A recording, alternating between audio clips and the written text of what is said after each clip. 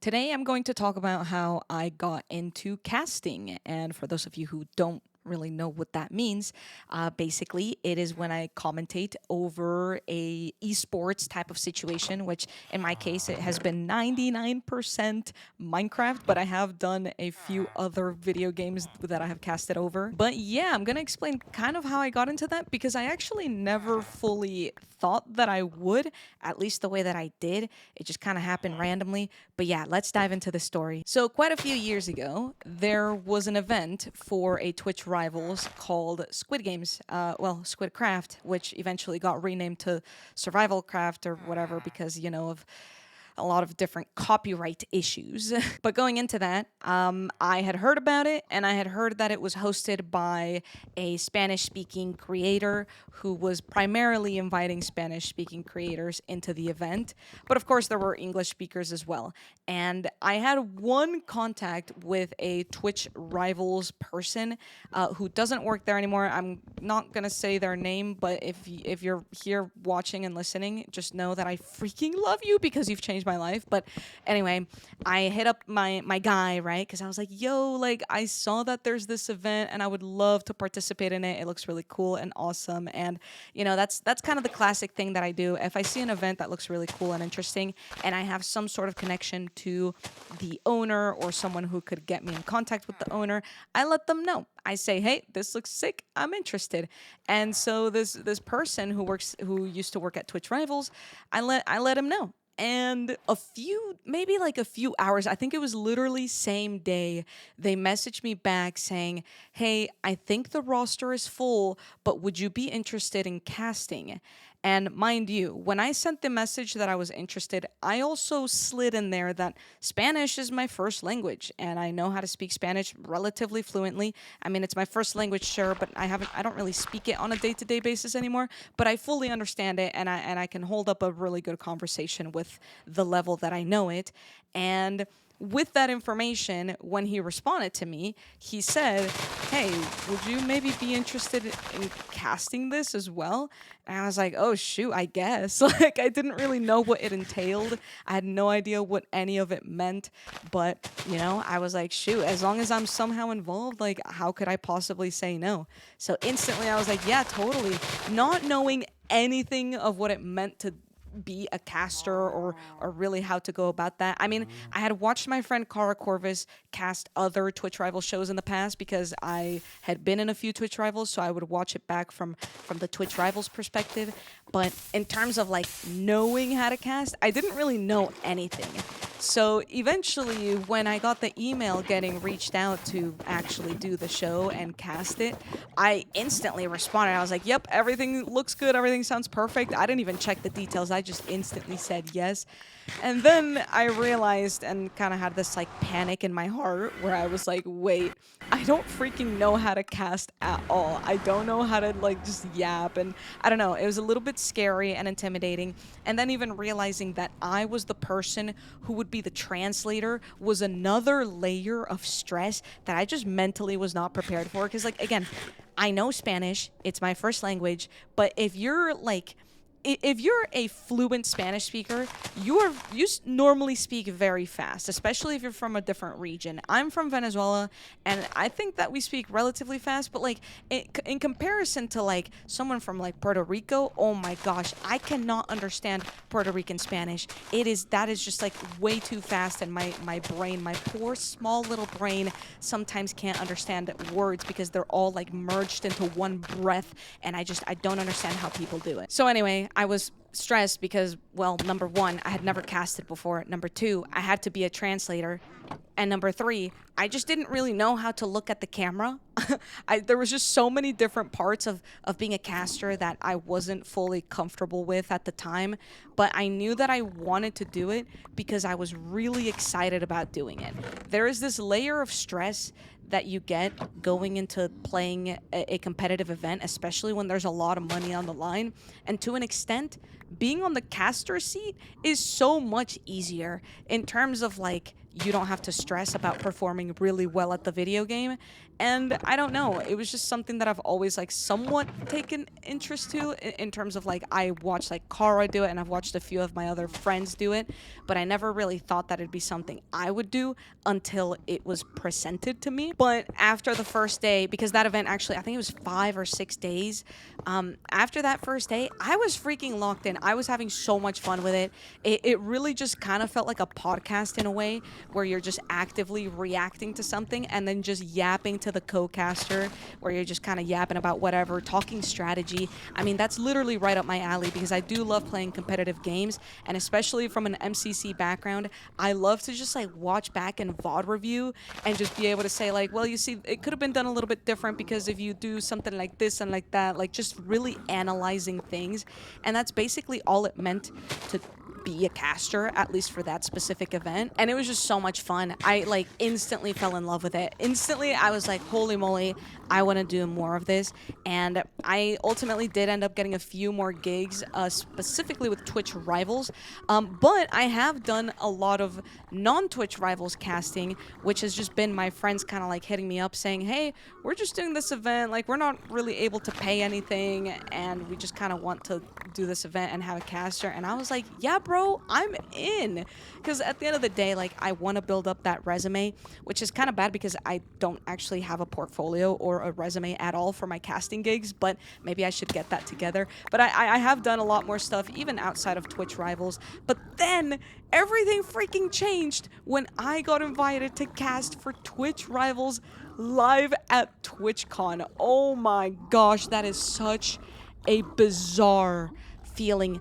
I literally have my eyes closed right now as I am yapping into my microphone because I genuinely don't know how to explain to you, how to give you the vision and the internal feelings of what it is like to cast in front of a live audience who is so energetic, who is so electric, and there is just so much love within that audience, and it was so incredible. But mind you, when I got that email, actually, funny story, the first time I got the email was actually for TwitchCon Vegas, for the first MCC ever, I believe it was, live at a TwitchCon, and I actually said no, which I hated saying no. I absolutely hated saying no. But you have to understand that that was the first ever MCC at a TwitchCon, and you have to understand that I, being the competitive person that I am, I really wanted to be in the player seat.